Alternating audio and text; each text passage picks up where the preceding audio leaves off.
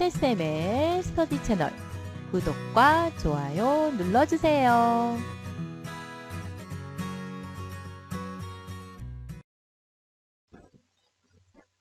이번 강좌에서는 엑셀의 꽃이라고 할 수 있는 함수 사용 방법에 대해서 알아보도록 하겠습니다.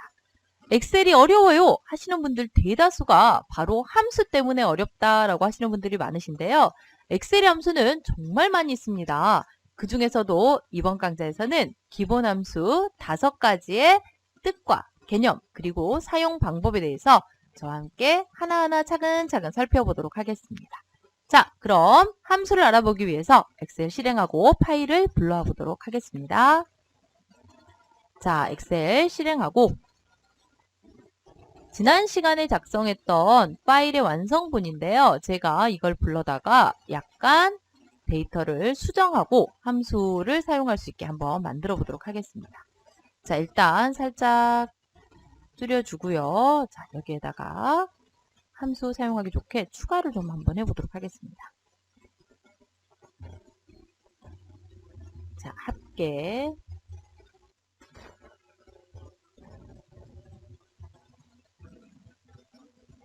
자, 이렇게 한번 넣어보도록 하겠습니다.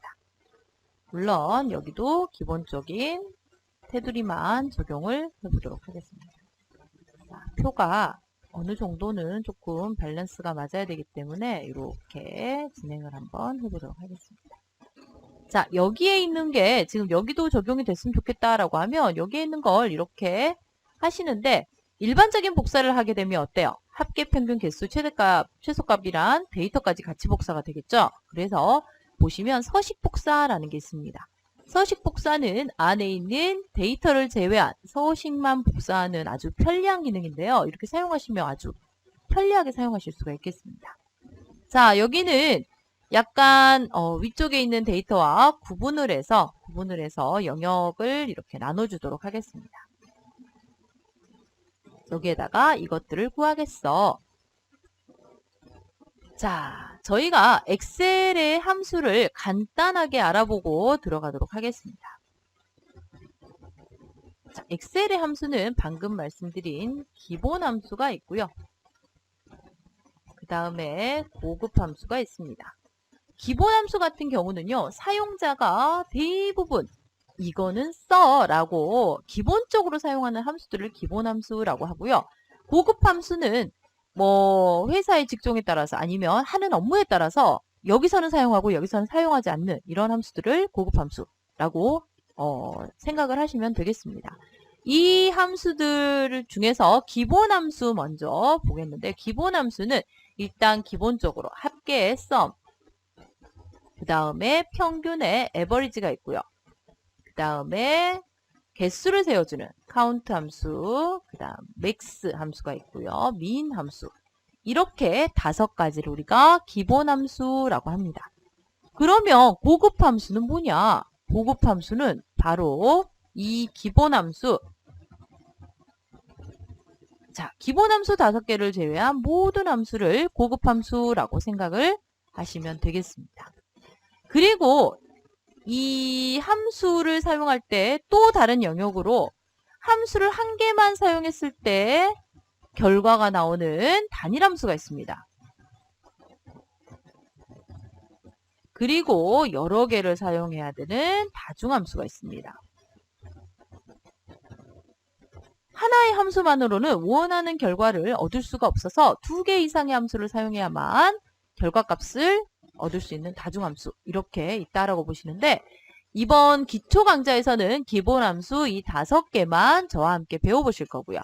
그 다음에 엑셀의 팁 부분하고 자격증 과정에서 단일함수, 다중함수를 골고루 한번 배워보도록 하겠습니다.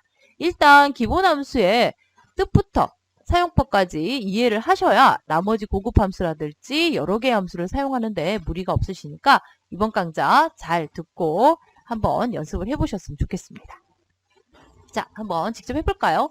일단 함수 사용할 때 가장 중요한 건 답이 나올 곳을 클릭하고 시작하셔야 된다라는 겁니다. 지금 이 칸 안에는 업로드의 모든 합계가 여기에 표시돼야 되는 거죠. 그렇죠? 업로드의 수치들을 모두 더한 합계가 여기 표시돼야 되는 거고요. 이 칸에는 조회수의 모든 수치의 합이 여기 칸에 표시가 돼야 되는 거고 좋아요의 모든 수치에 대한 결과가 여기, 합계가 여기 나와야 된다라는 거죠. 자, 함수는 일단 답이 나온 곳을 클릭하시고요. 이렇게 홈 탭에 보시면 편집이 있고요. 편집에 자동합계라고 되어 있는 게 있습니다. 자동합계는 이 5개의 기본 함수 중에서도 자주 쓰이기 때문에 대표 함수로 밖에 나와 있는 거고요. 이렇게 함수 목록을 보시려면 역삼각형에 자세히 이 버튼을 클릭하시면 이렇게 나오게 되겠죠. 함수, 평균, 숫자 개수, 최대값, 최소값 이 5개만 저하고 한번 살펴보신다 라고 생각하시면 되겠습니다. 자, 합계라는 함수를 클릭하게 되면 이렇게 지금 내가 클릭한 이 셀과 인접한 곳에 있는 숫자는 자동적으로 범위로 잡습니다. 그렇기 때문에 업로드의 숫자가 자연스럽게 범위로 잡힌 걸 확인하실 수가 있겠죠. 오, 맞으니까 맞잖아요. 그쵸? 업로드에 있는 이 수치를 모두 더해서 여기에다가 구할 거기 때문에 엔터 하시게 되면 이렇게 합계가 구해지게 됩니다. 근데 합계가 구해진과 동시에 색깔이 바뀌어버리죠. 왜냐하면 이 여기서부터 여기까지가 저희가 조건부 서식을 설정했다는 걸 확인하실 수 있겠죠. 조건부 서식이 맞으니까 얘가 조건부 서식을 적용한 겁니다. 여기는 그러면 조건부 서식을 지워보도록 하겠습니다. 자, 여기는 조건부 서식이 아니야. 선택한 셀을 지워야지. 만약에 시트 전체를 지우게 되면 위쪽까지 다 지워집니다. 자, 205라고 나오겠죠. 만약에 저희가 이 자동합계라는 썸이라는 함수가 없다면 자, 썸은 합을 구하는 함수고요. 함수식이 있습니다. 함수식은 썸이라고 한 다음에 여기에 영역이 되겠습니다. 자, 함수는 반드시 함수명 다음에 가로로 시작해서 가로로 끝난다라고 생각하시면 되겠고요. 썸은 그냥 더할 영역이 어디야? 라고만 하시면 되는데 방금 전에 내가 클릭한 곳에 인접한 이 수치들이 영역으로 자동 지정됐고요. 정답이니까 맞아! 라고 엔터로 이렇게 쳐서 바로 결과값이 나온 걸 확인하실 수가 있겠죠. 자, 이렇게 해서 합을 구하실 수가 있겠고요. 만약에 썸이라는 함수가 없다면 정말 끔찍하겠죠. 얘 더하기 얘 더하기 이렇게 가셔야 되겠죠.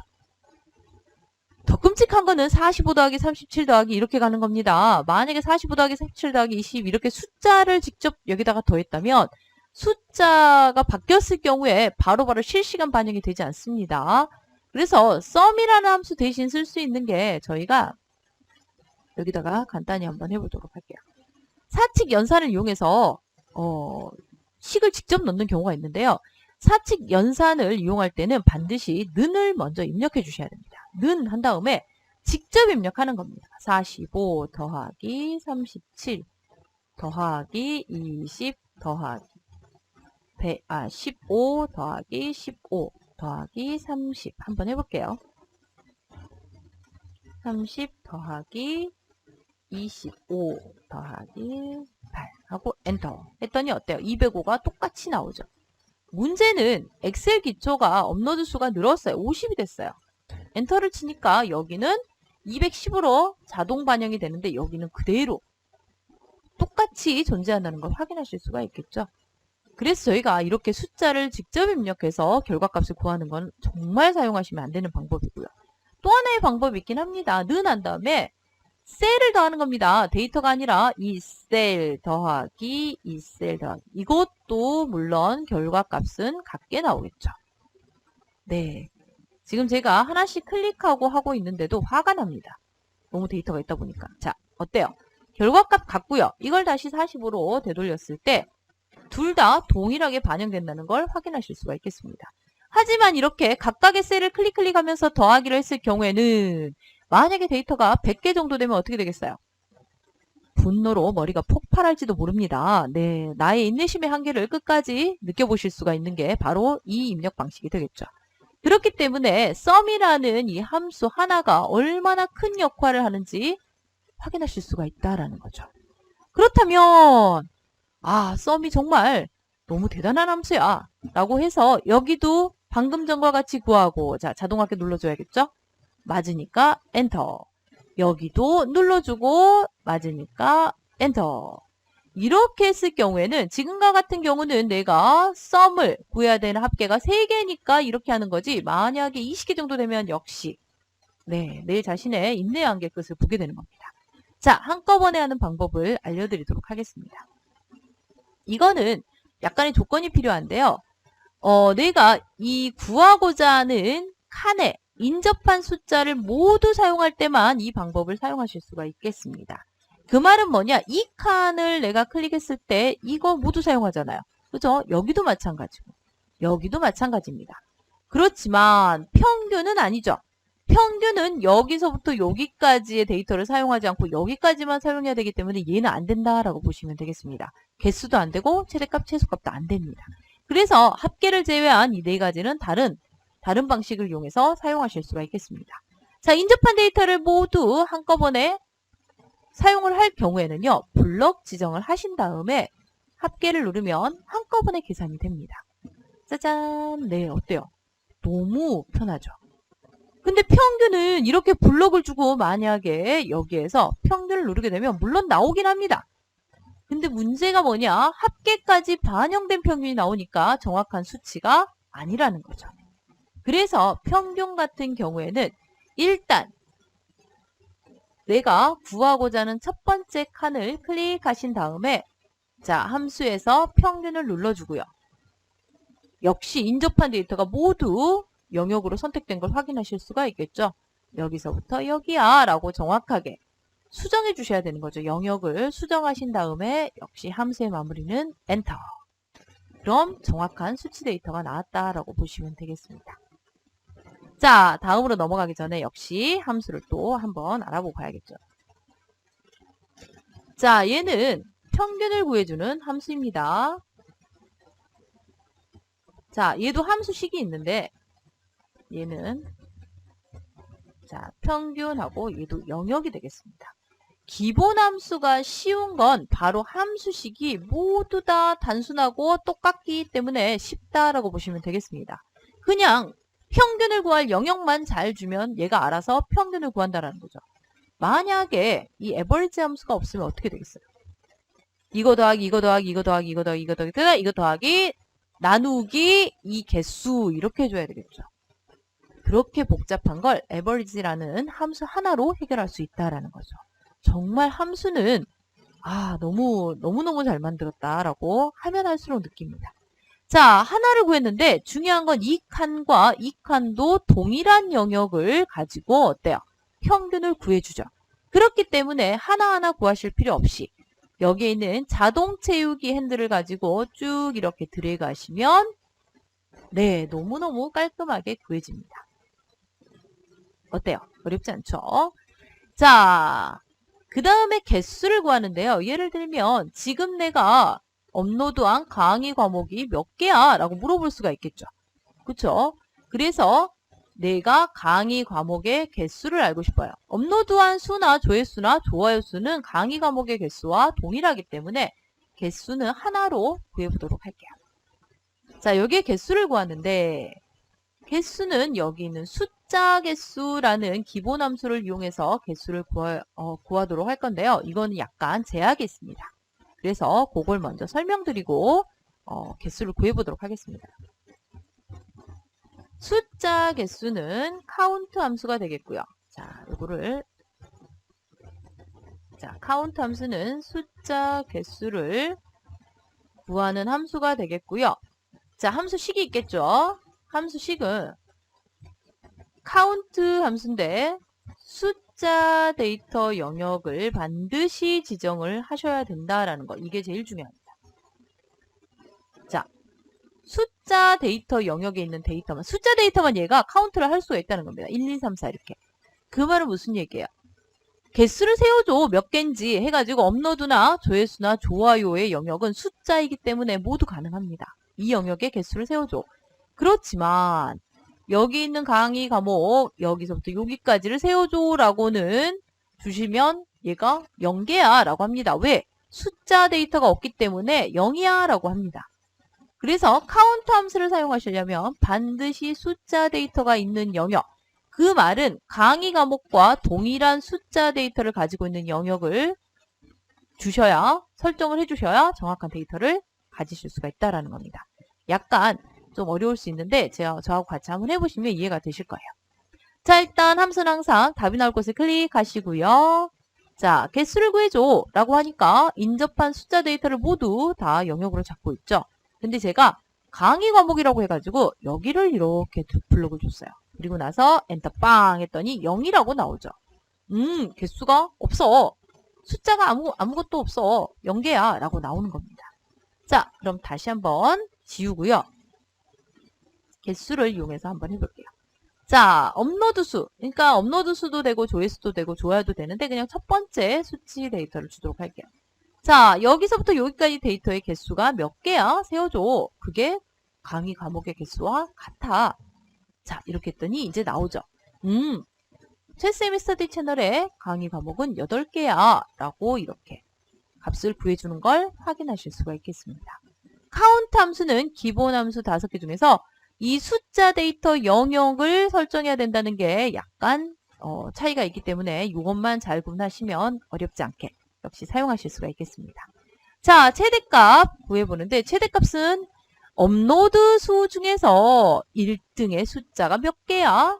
1등이 업로드한 1등의 수가 몇이야? 라고 숫자 개수가 아니고요. 업로드 수 중에 가장 큰 수가 몇이야? 라는 겁니다. 최소값은 반대가 되겠죠. 업로드 수 중에 가장 작은 업로드 수가 몇이야? 라고 이렇게 물어보는 겁니다. 그러면 이 영역 안에서 서로 비교를 해서 가장 큰 수, 가장 작은 수를 찾아서 여기에 가지고 오는 겁니다. 자, 한번 해볼까요? 역시 인접한 데이터를 모두 사용하지 않기 때문에 클릭하시고요. 자, 최대값. 여기에 있는 업로드 수 중에서 최대값은 뭐야?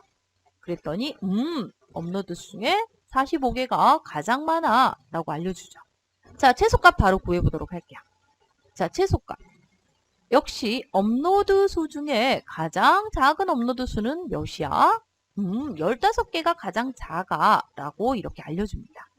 자, 여기에 있는 조회수와 좋아요도 같은 영역에 있는 데이터의 최대값과 최소값을 구하는 거기 때문에 평균과 동일하게 이렇게 두 개를 블럭을 주시고요. 자동 채우기핸들을 이용해서 이렇게 채워주시게 되면 각각의 영역에서 최대값과 최소값을 구해주는.